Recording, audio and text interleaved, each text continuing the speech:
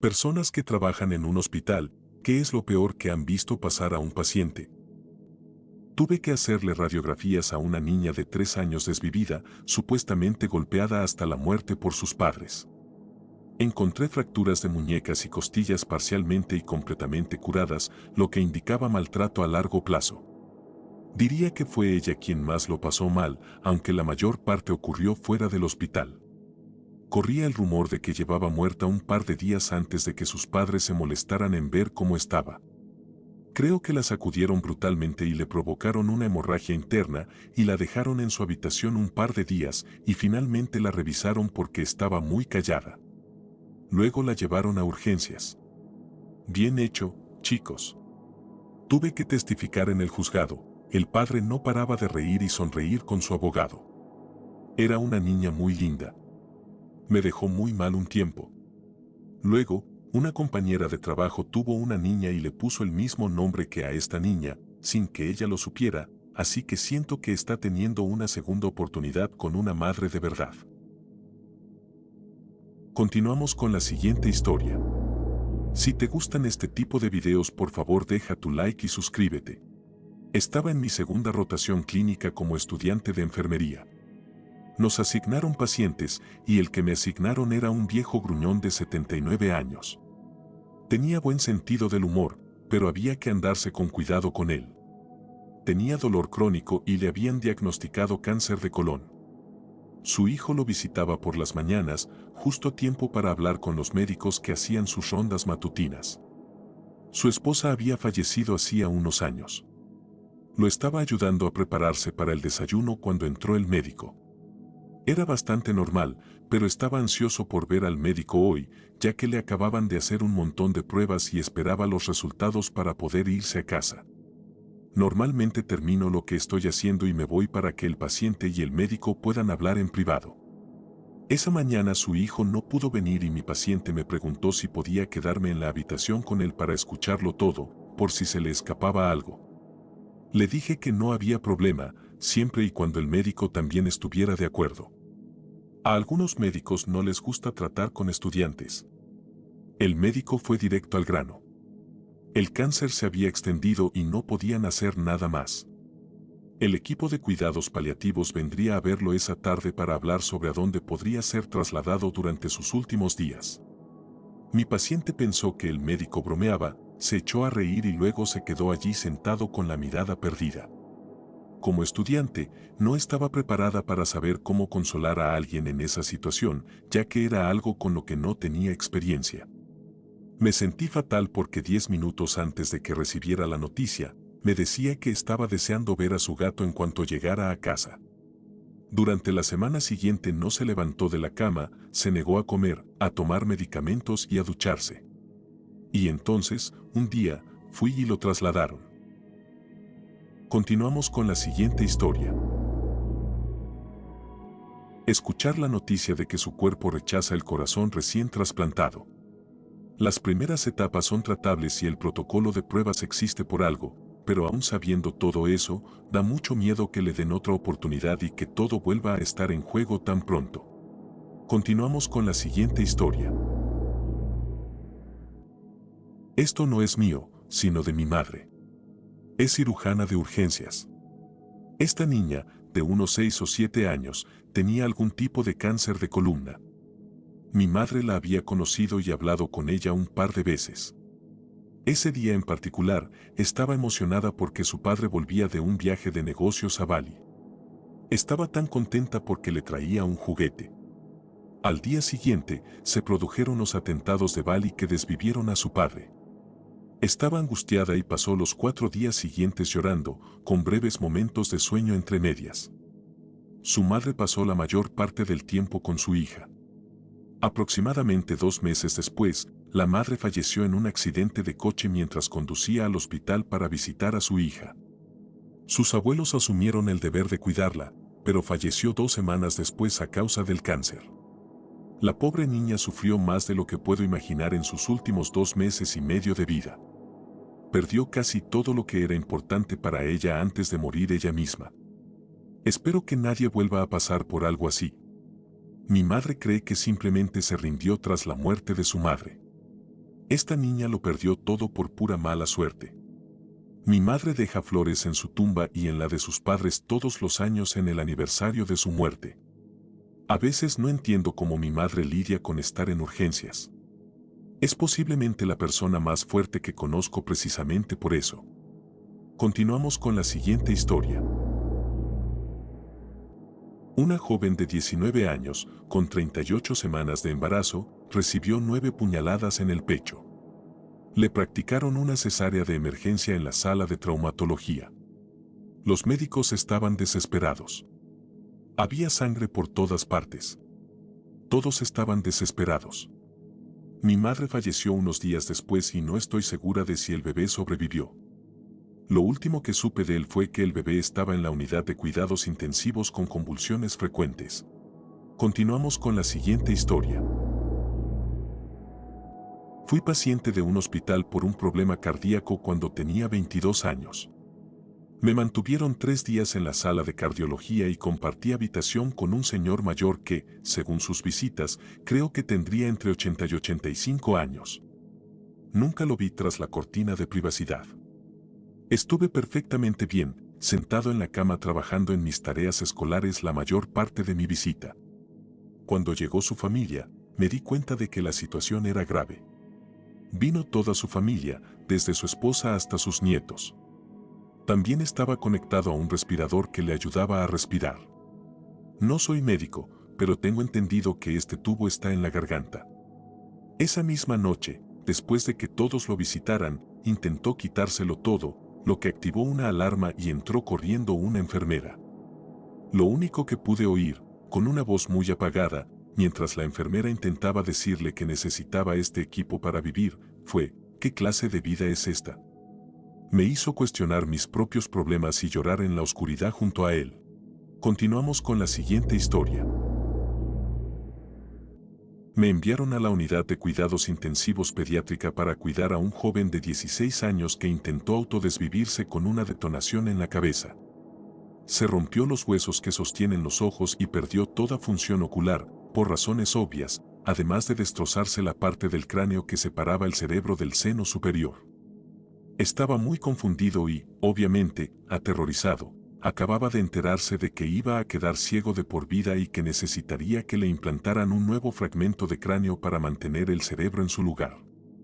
Además de todo esto, sus padres, que estaban divorciados, estaban discutiendo. El padre culpó a la madre por haber usado su arma. La madre se negó a dejar que el padre lo visitara al no darle el código especial necesario para ingresar a la unidad.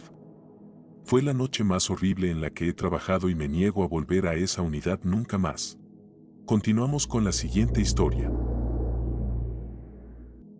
Lo más horrible que me contó mi amigo paramédico fue el autodesvivimiento de una adolescente que, en realidad, era una llamada de atención. Esta chica había tenido una pelea terrible con su padre y decidió en ese momento: me voy a autodesvivir o los voy a matar del susto. Se tomó una caja entera de paracetamol. No pasó nada.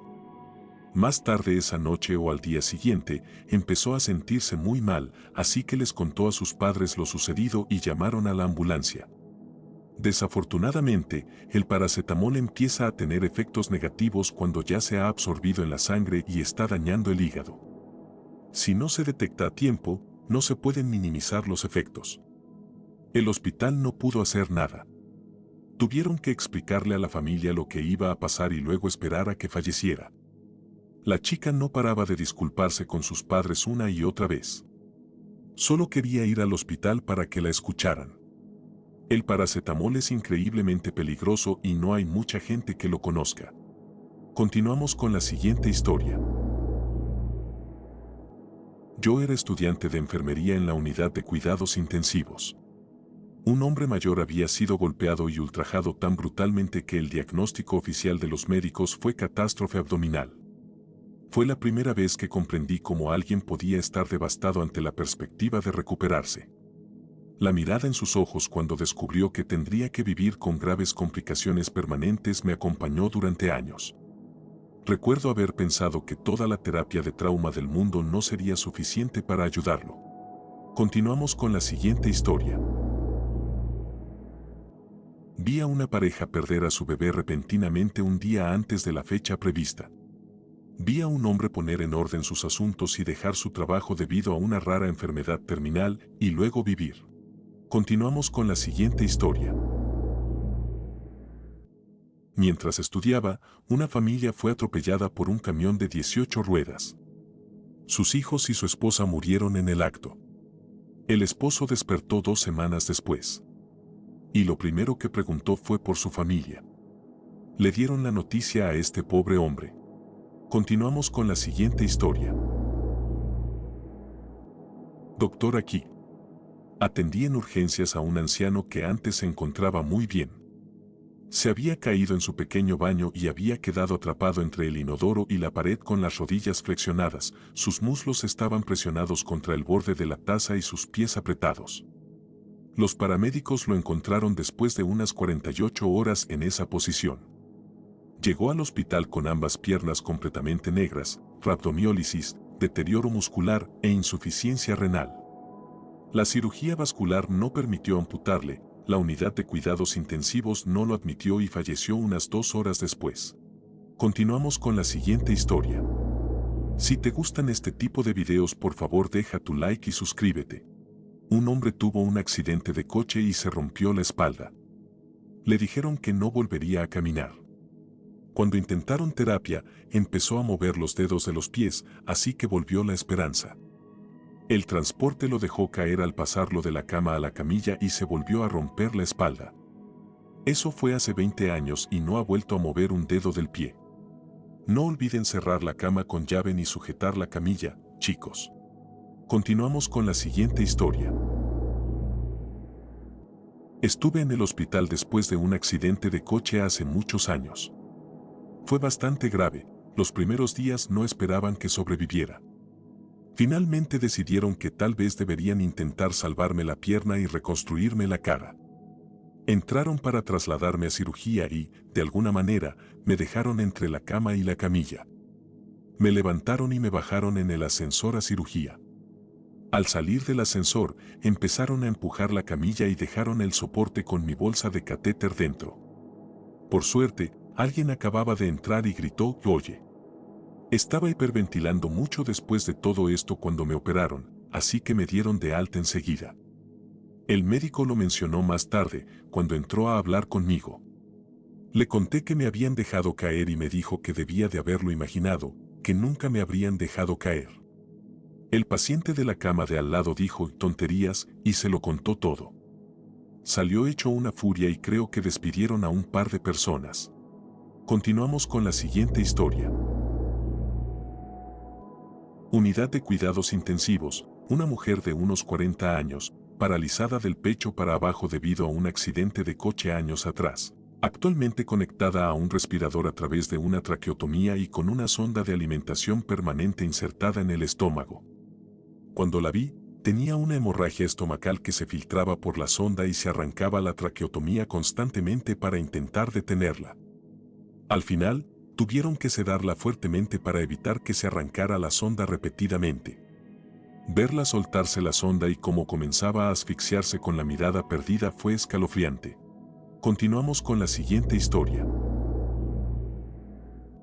Limpiaba las salas de urgencias de mi hospital local como trabajo de verano.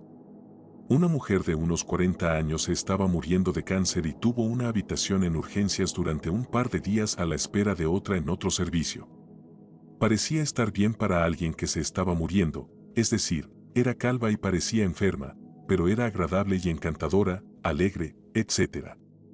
Una vez, estaba limpiando el pasillo cuando oí gritos en su habitación. Abrí la puerta y allí estaba ella en el suelo. Se cayó de la cama al intentar ir al baño. La ayudé a llegar al baño mientras lloraba, con dolor y miedo, porque se dio cuenta de que ya no podía caminar y que su fin se acercaba. Me rompió el corazón, fue la primera vez que me di cuenta de dónde estaba realmente trabajando. Continuamos con la siguiente historia. Tuve una mujer de 94 años que había sido golpeada tan terriblemente por su sobrina que la intubaron y la llevaron a la unidad de cuidados intensivos. Esta mujer estaba en una agonía terrible y su familia quería hacerlo todo por ella. Descubrieron que la mantenían con vida y cobraban su cheque de la seguridad social. Mientras la limpiaba, me agarró del brazo y me lo apretó fuerte. Se le llenaron los ojos de lágrimas, me miró y articuló por encima del tubo endotraqueal: quiero morir, por favor, déjame morir. Esa noche lloré todo el camino a casa. Edito, vaya. No esperaba que esto recibiera tanta atención. Lamentablemente, no sé qué le pasó a esta mujer. Este fue uno de mis últimos días en la UCI. Era una enfermera joven y emocionalmente no soportaba trabajar allí, y esto fue la gota que colmó el vaso. Tenía pesadillas en el trabajo, tratando de atender a pacientes. Me despertaba y veía a mi esposo acostado a mi lado, y tardé un minuto en darme cuenta de que estaba roncando y no era un paciente con respirador. Parece una tontería, pero es horrible si de verdad piensas que estás en esa situación. Ojalá como enfermeras pudiéramos hablar de lo que vivimos a diario, pero debido a la Ley de Portabilidad y Responsabilidad de Seguros Médicos, HIPAA, por sus siglas en inglés, no se nos permite. Años después, ahora soy enfermera de urgencias y me encanta. Veo cosas horribles a menudo, pero tengo una mejor manera de afrontarlas.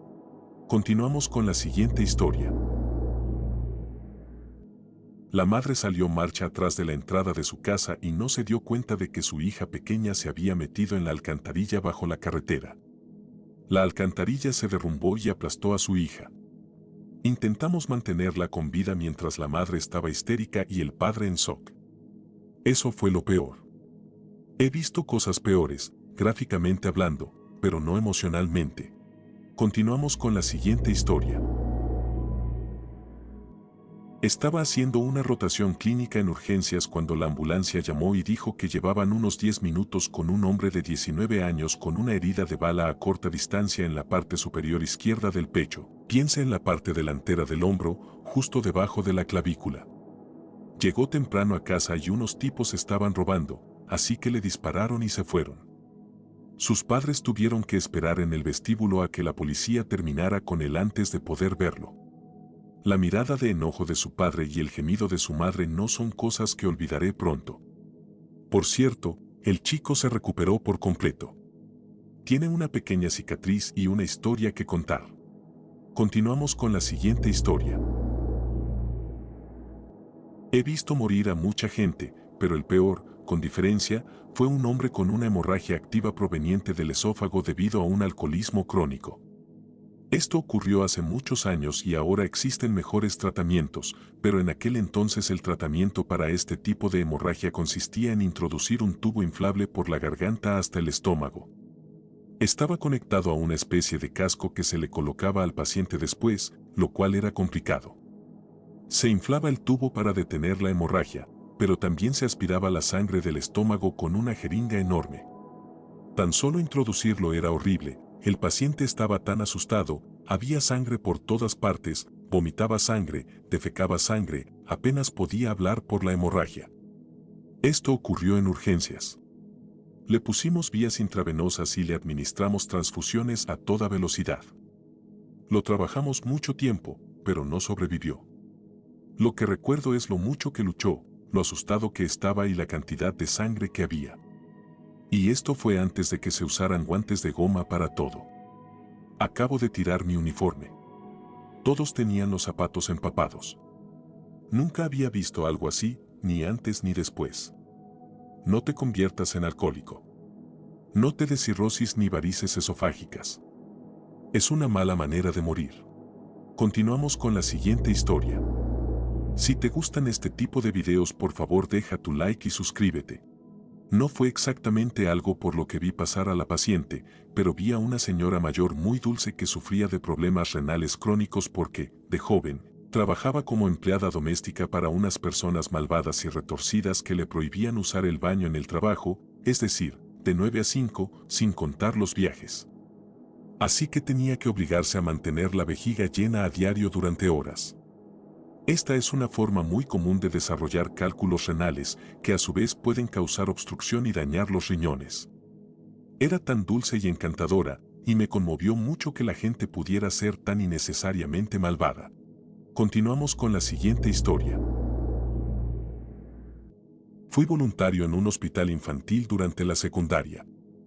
Había un paciente de 16 años con espina bífida y sin sensibilidad de la cintura para abajo. Le realizaron una cirugía de rutina y se esperaba que estuviera hospitalizado una semana. Lo peor que he visto fue su cara cuando me dijo que los médicos le habían encontrado Staphylococcus aureus resistente a la meticilina en ambas piernas y que no saldría del hospital pronto. Las visitas al hospital son un poco curiosas. La primera semana todos quieren visitarte, pero después las visitas parecen disminuir drásticamente. Recuerdo que decía que lo más difícil para él era la falta de apoyo social más allá de su familia y, en mucha menor medida, yo mismo, ya que era como el año anterior a que Facebook se convirtiera en algo común. Sin embargo, el final feliz fue que finalmente se recuperó del Staphylococcus aureus resistente a la meticilina después de pasar unos 6 meses en el hospital. Continuamos con la siguiente historia. Mi hija tiene una amiga de 3 años. No asistía a la guardería porque resultó que tenía cáncer. Su mamá nos dio su número para mantenernos en contacto. Tenía mucho miedo de llamarla y descubrir que iba a morir. Pasaron unos 3 meses sin contacto cuando un día hablé con una señora mayor cuyo esposo falleció y todos tenían tanto miedo de hablar con el que murió solo con su esposa. Me dijo, imagínate si tu hija tuviera cáncer y ninguno de sus amigos la visitara. Se me rompió el corazón, ese día llamé a su mamá. Su hija ya ha vuelto a la escuela y está bien. Por favor, no te olvides de la gente solo porque esté enferma. Continuamos con la siguiente historia. Trabajé en el hospital durante la secundaria. Repartía bandejas de comida en las habitaciones del hospital, así que era un trabajo muy fácil. Nos animaban a tener conversaciones breves con los pacientes para animarlos un poco. La persona con la que más me costó lidiar fue la directora de la secundaria. Nuestra directora atendía a 2.700 estudiantes, pero todos la querían. No es común encontrar a una persona así. Bueno, un día se puso muy enferma y tuvo que ir al hospital. Entré en su habitación y la vi allí. De alguna manera, recordó mi nombre después de que solo la había visto un par de veces. La veía todos los días que trabajaba y la vi denigrando y denigrando durante meses. Durante todo ese tiempo, en la escuela corrían rumores de que estaba mejorando. La madre de alguien la vio haciendo compras, oyeron que volvería la semana siguiente, etc. Obviamente, no podía decir nada. Pero fue muy difícil lidiar con ver a tanta gente tener esperanza y yo sabiendo que esto realmente no pintaba bien. Murió unos 3 meses después de estar en el hospital. La escuela quedó devastada. Continuamos con la siguiente historia. Trabajaba en una clínica ortopédica y una mujer vino a operarse el hombro. Estaba embarazada. Un hombre irrumpió en su casa con una escopeta, desvivió a su esposo, le disparó en el hombro y luego se autodesvivió. Desconozco el motivo, solo sé que ahora era una futura madre soltera con un brazo dominante prácticamente inoperante. Continuamos con la siguiente historia. Básicamente, cada vez que un paciente, sobre todo de edad avanzada, se mantiene con todo tipo de soporte vital, ventilador, diálisis, intubación repetitiva, y la familia se niega a ordenarle una orden de no reanimar, ONR, sé que es una decisión difícil. Sé que no quieres verlo morir. Tampoco quieres estar en la habitación cuando intuben. No quieres estar en la habitación la tercera vez que intuben, preguntándote si podremos reanimarlo, solo para ver cómo su pecho sube y baja mecánicamente. Verlo girar cada hora y salir de la habitación para que tu modesto padre tenga privacidad mientras lo limpiamos, porque no puede controlar sus intestinos. Por favor, piensa en lo que esa persona habría deseado. Continuamos con la siguiente historia. Enviar a mi madre comatosa a cuidados paliativos fue la decisión más difícil que he tomado, y me llevó un tiempo aceptarlo. Cuando ingresé en la orden de no reanimar, el médico me dijo que estaba orgulloso de mí, porque muchos familiares nunca llegan a ese punto y simplemente se someten a un tratamiento inútil tras otro. Sé que mi madre no lo habría querido. Después de que mi madre falleciera, tuve sueños en los que me decía que había tomado la decisión correcta. Continuamos con la siguiente historia. Dos de ellas, ambas mayores. Ambas me persiguen, años después, porque no sé qué les pasó. La primera llegó como una mujer sin hogar en invierno. Estaba bien, de salud. Pero sin hogar porque su esposo murió, y los demonios de sus hijos le arrebataron la casa familiar, dejándola en la calle. De alguna manera, terminó en mi ciudad. La pusieron en internación psiquiátrica, solo para que tuviera un lugar donde dormir mientras averiguaban a dónde podía ir. Tenía más de 80 años. Toda su vida estaba en una bolsa de supermercado. La otra fue transferida a nuestra sala de urgencias después de recibir el alta médica en otro lugar, porque la nuestra tiene sala de urgencias psiquiátricas y el otro hospital principal de la zona no. También de 80 años, creo. Era la única cuidadora de su esposo muy enfermo. Y llegó a un punto en que sintió que era imposible. Simplemente todo. La vida. Estaba tan cansada. Así que drogó a su esposo y se drogó a sí misma para que pudieran morir juntos. Él murió. Ella sobrevivió. Y la mandaron a una evaluación psicológica. Supongo que también hubo una discusión penal/legal. Ojalá hubiera recordado su nombre, solo para intentar averiguar el resultado. Continuamos con la siguiente historia. Trabajo en un hospital psiquiátrico. Maldita demencia. Una enfermedad horrible que afecta a quienes más quieres porque, en los buenos días, ni siquiera sabes que la tienes. He visto gente gritando por su esposa/esposo que murió hace años. ¿Qué les dices? ¿Que están muertos? ¿Para qué hacerles pasar por eso otra vez?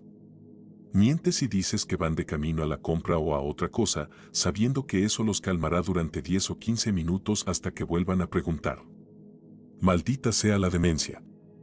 No creo que haya una enfermedad peor. Continuamos con la siguiente historia.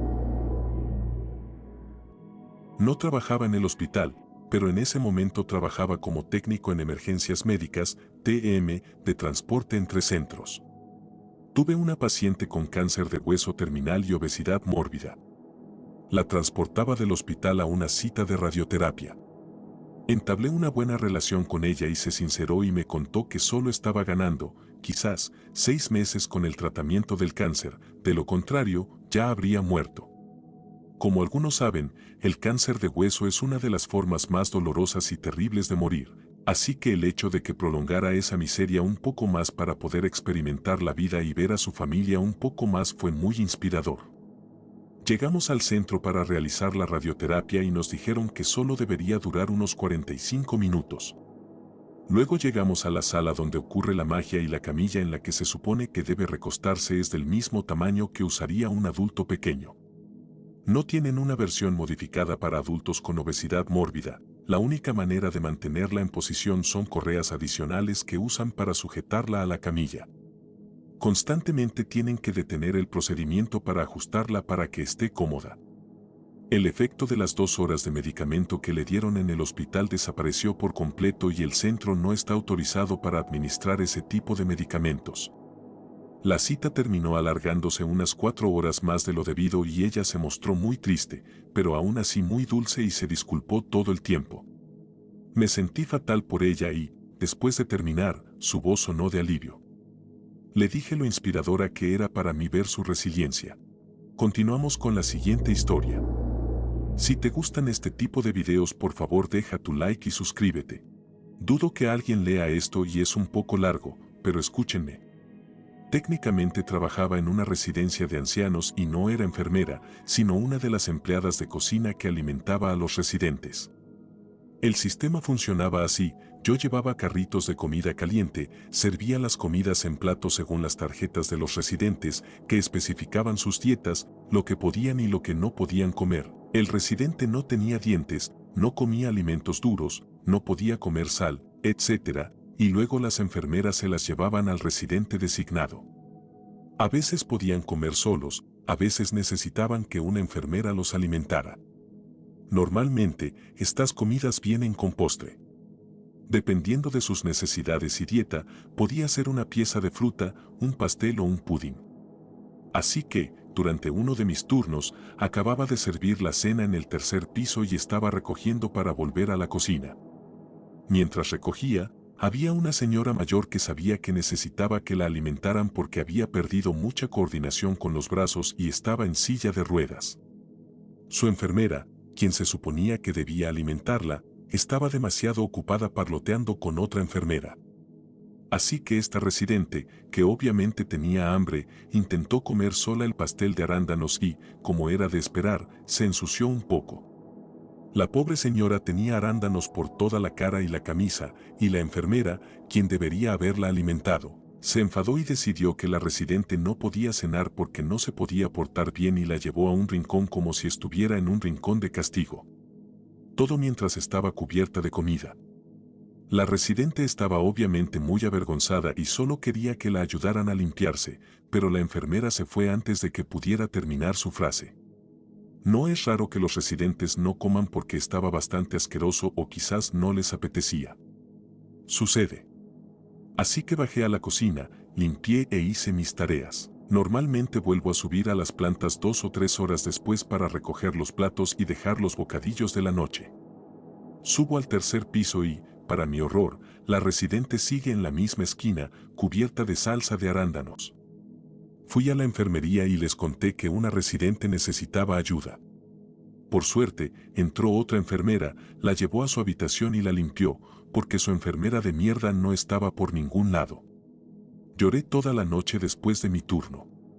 Esta pobre mujer está en una residencia porque necesita ayuda y cuidados constantes, y esa enfermera la trató como una maldita molestia. Que le den a ese hospital y a esa enfermera, ese lugar era literalmente el infierno. Continuamos con la siguiente historia. En la unidad de quemados y traumatismos, un chico tenía quemaduras de tercer grado en el 80% del cuerpo. Le quedaba muy poca piel, incluso podía ver parte de su tibia, las puntas de los dedos estaban necróticas.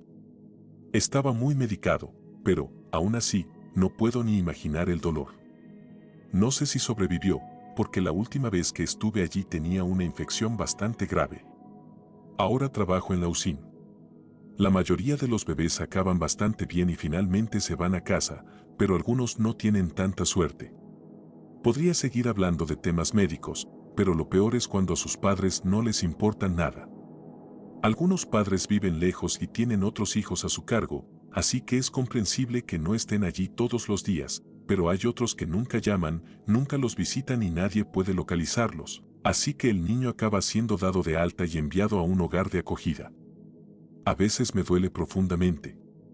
Un día podría entregarle a una pareja perfectamente amable su bebé para que lo carguen por última vez mientras le retiramos el soporte vital, y al día siguiente estaré intentando calmar a un bebé que se está desintoxicando de los medicamentos que tomó su madre desaparecida. A pesar de los desafíos, sigo amando mi trabajo.